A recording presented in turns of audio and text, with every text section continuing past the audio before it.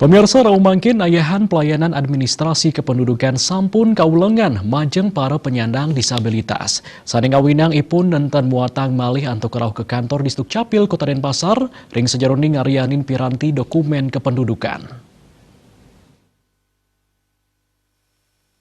Di Sdukcapil ngerauhin tiga sekolah luar biasa utawi SLB ring Kota Denpasar. Ring tiga sekolah inucap, di Sdukcapil ngelaksanain pendataan, perekaman, tur nerbitang dokumen kependudukan.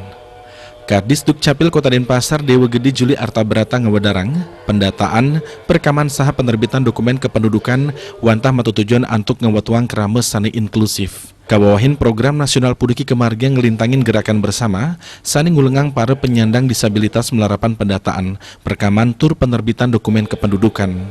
Sani kaaptiang, Presiden ngewantu para penyandang disabilitas sani jagi ngareani dokumen legal mekade biodata, KTP elektronik miwah kia.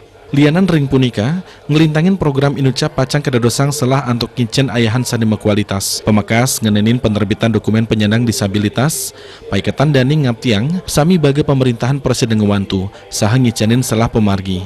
Antuk selanturnya ini para penyandang disabilitas Presiden metu dados kerames sane produktif. Dani mausang, sampun ngembarikan fasilitas adminduk majeng penyandang disabilitas pemekas siswa SLB, ring tanggal 7 April sane lintang, magenah ring SLB Negeri 2.